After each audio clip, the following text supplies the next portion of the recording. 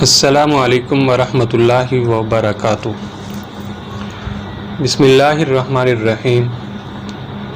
الف لام میم ذالک الکتاب لا ریب فیہ ھدی للمتقین۔ آج کے ہماری سورۃ البقرہ ہے۔ اس سورت کا نام بقرہ اس لیے ہے کہ اس میں ایک جگہ گائے کا ذکر آیا ہے۔ قرآن مجید کی ہر سورت میں اس قدر وسیع مضامین بیان ہوئے ہیں کہ ان کے لیے مضمون کے لحاظ سے جامع عنوانات تجویز نہیں کیے جا سکتے۔ عربی زبان اگرچہ اپنی لغت کے اعتبار سے نہایت مالدار ہے، مگر بہرحال ہے تو انسانی زبان ہی۔ انسان جو زبانیں بھی بولتا ہے وہ اس قدر تنگ اور محدود ہیں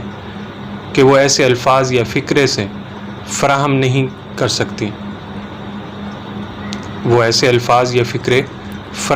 کر سکتی جو ان وسیع مضامین کے لیے جامع عنوان بن سکتے ہوں۔ اس لیے نبی صلی اللہ علیہ وسلم نے اللہ تعالیٰ کی رہنمائی سے قرآن کی بیشتر صورتوں کے لیے عنوانات کی بجائے نام تجویز فرمائے جو محض علامت کا کام دیتے ہیں۔ اس سورت کو بقرہ کہنے کا مطلب یہ نہیں ہے کہ اس میں گائے کے مسئلے پر بحث کی گئی ہے، بلکہ اس کا مطلب صرف یہ ہے کہ وہ سورت جس میں گائے کا ذکر آیا ہے۔ جہاں تک اس سورت کے نازل ہونے کی بات ہے، اس سورت کا بیشتر حصہ ہجرت مدینہ کے بعد مدنی زندگی کے بالکل ابتدائی دور میں نازل ہوا ہے، اور کم تر حصہ ایسا ہے جو بعد میں نازل ہوا اور مناسبت مضمون کے لحاظ سے اس میں شامل کر دیا گیا۔ حتیٰ کہ سود کی ممانعت کے سلسلے میں جو آیات نازل ہوئی ہیں وہ بھی اس میں شامل ہیں، حالانکہ وہ نبی صلی اللہ علیہ وسلم کی زندگی کے بالکل آخری زمانہ میں اتری تھیں۔ سورت کا خاتمہ جن آیات پر ہوا ہے وہ ہجرت سے پہلے مکہ میں نازل ہو چکی تھیں، مگر مضمون کی مناسبت سے ان کو بھی اسی صورت میں ضم کر دیا گیا ہے۔ اس سورت کے واقعات میں مفسرین کرام کچھ لکھتے ہیں۔ اس سورت کو سمجھنے کے لیے پہلے اس کا تاریخی پس منظر اچھی طرح سمجھ لینا چاہیے۔ نمبر 1، ہجرت سے قبل جب تک مکہ میں اسلام کی دعوت دی جاتی رہی، خطاب بیشتر مشرکین عرب سے تھا جن کے لیے اسلام کی آواز ایک نئی اور غیر مانوس آواز تھی۔ اب ہجرت کے بعد سابقہ یہودیوں سے پیش آیا جن کی بستیاں مدینہ سے بالکل متصل ہی واقع تھی۔ یہ لوگ توحید، رسالت، وحی، آخرت اور فرشتوں کے قائل تھے۔ اس ضابطۂ شرعی کو تسلیم کرتے تھے جو خدا کی طرف سے ان کے نبی حضرت موسیٰ علیہ السلام پر نازل ہوا تھا، اور اصولاً ان کا دین وہی اسلام تھا جس کی تعلیم حضرت محمد صلی اللہ علیہ وسلم دے رہے تھے۔ لیکن صدیوں کے مسلسل انحطاط نے ان کو اصل دین سے بہت دور ہٹا دیا تھا۔ ان کے عقائد میں بہت سے غیر اسلامی عناصر کی آمیزش ہو گئی تھی جن کے لیے تورات میں کوئی سند موجود نہ تھی۔ ان کی عملی زندگی میں بکثرت ایسے رسوم اور طریقے رواج پا گئے تھے جو اصل دین میں نہ تھے اور جن کے لیے تورات میں کوئی ثبوت نہ تھا۔ خود تورات کو انہوں نے انسانی کلام کے اندر خلط ملط کر دیا، اور خدا کا کلام جس حد تک لفظاً یا معناً محفوظ تھا اس کو بھی انہوں نے اپنی منمانی تاویلوں اور تفسیروں سے مسخ کر رکھا تھا۔ دین کی حقیقی روح ان میں سے نکل چکی تھی اور ظاہری مذہبیت کا محض ایک بے جان ڈھانچہ باقی تھا جس کو وہ سینہ سے لگائے ہوئے تھے۔ ان کے علماء اور مشائخ، ان کے سرداران قوم اور ان کے عوام سب کے اعتقادی، اخلاقی اور عملی حالت بگڑ گئی تھی، اور اپنے اس بگاڑ سے ان کو ایسی محبت تھی کہ وہ کسی اصلاح کو قبول کرنے پر تیار نہ ہوتے تھے۔ صدیوں سے مسلسل ایسا ہو رہا تھا کہ جب کوئی اللہ کا بندہ انہیں دین کا سیدھا راستہ بتانے آتا تو وہ اسے اپنا سب سے بڑا دشمن سمجھتے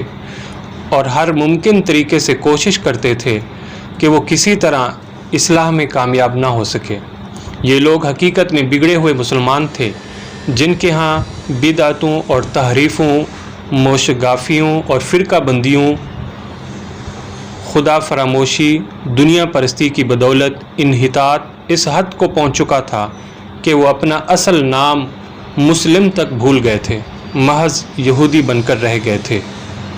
اور اللہ کے دین کو انہوں نے محض نسل اسرائیل کی آبائی وراثت بنا کر رکھ دیا تھا۔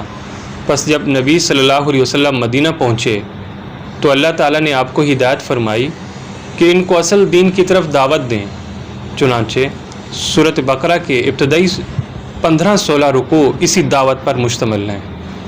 ان میں یہودیوں کی تاریخ اور ان کی اخلاقی اور مذہبی حالت پر جس طرح تنقید کی گئی ہے اور جس طرح ان کے بگڑے ہوئے مذہب اور اخلاق کی نمایاں خصوصیات کے مقابلے میں حقیقی دین کے اصول پہلو بپہلو پیش کیے گئے ہیں، اس سے یہ بات بالکل آئینے کی طرح واضح ہو جاتی ہے کہ ایک پیغمبر کی امت کے بگاڑ کی نوعیت کیا ہوتی ہے۔ رسمی دینداری کے مقابلے میں حقیقی دینداری کس چیز کا نام ہے؟ دین حق کے بنیادی اصول کیا ہیں اور خدا کی نگاہ میں اصل اہمیت کن چیزوں کی ہے؟ نمبر 2، مدینہ منورہ پہنچ کر اسلامی دعوت ایک نئے مرحلے میں داخل ہو چکی تھی۔ مکہ میں تو معاملہ صرف اصول دین کی تبلیغ اور دین قبول کرنے والوں کی اخلاقی تربیت تک محدود تھا، مگر جب ہجرت کے بعد عرب کے مختلف قبائل کے وہ سب لوگ جو اسلام قبول کر چکے تھے ہر طرف سے سمٹ کر ایک جگہ جمع ہونے لگے اور انصار کی مدد سے ایک چھوٹی سی اسلامی ریاست کی بنیاد پڑ گئی، تو اللہ تعالیٰ نے تمدن، معاشرت، معیشت، قانون اور سیاست کے متعلق بھی اصولی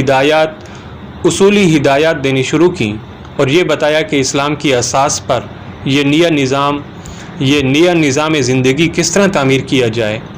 اس صورت کے آخری 23 رکوع زیادہ تر انہی ہدایات پر مشتمل ہیں، جن میں سے اکثر ابتدا ہی میں بھیج دی گئی تھیں اور بعض متفرق طور پر حسب ضرورت بعد میں بھیجی جاتی رہیں۔ تیسری بات یہ ہے کہ ہجرت کے بعد اسلام اور کفر کی کشمکش بھی ایک نئے مرحلے میں داخل ہو چکی تھی۔ ہجرت سے پہلے اسلام کی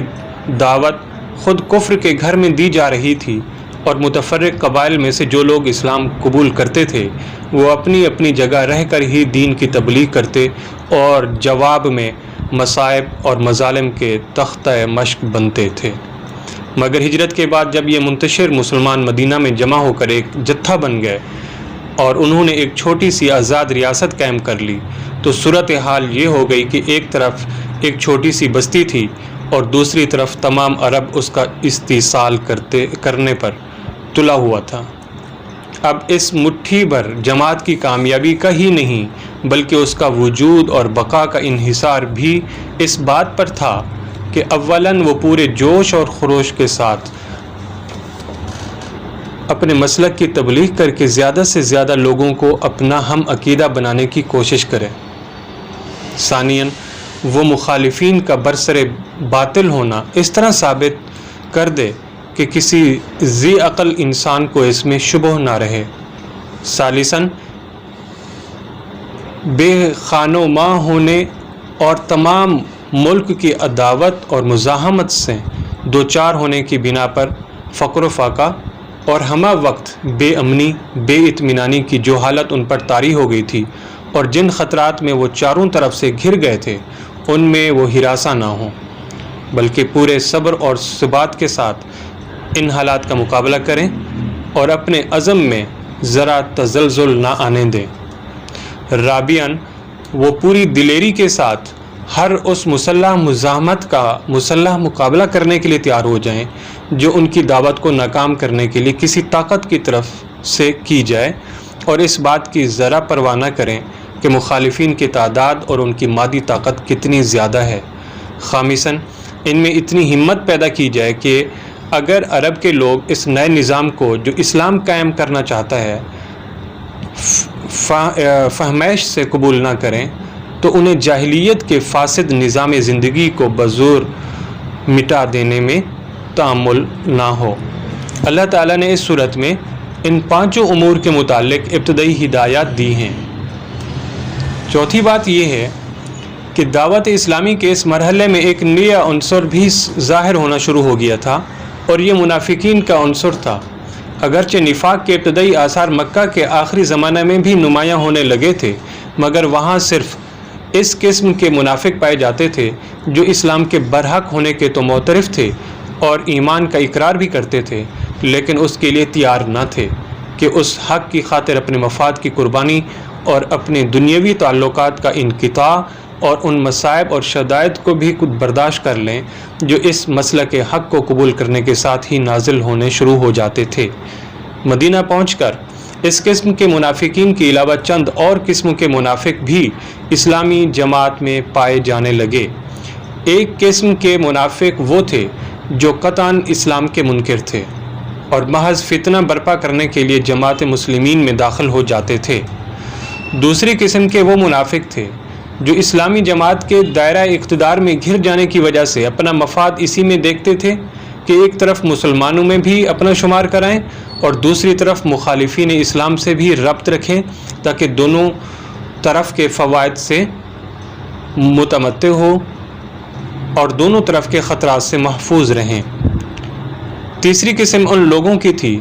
جو اسلام اور جاہلیت کے درمیان متردد تھے۔ انہیں اسلام کے برحق ہونے پر کامل اطمینان نہ تھا،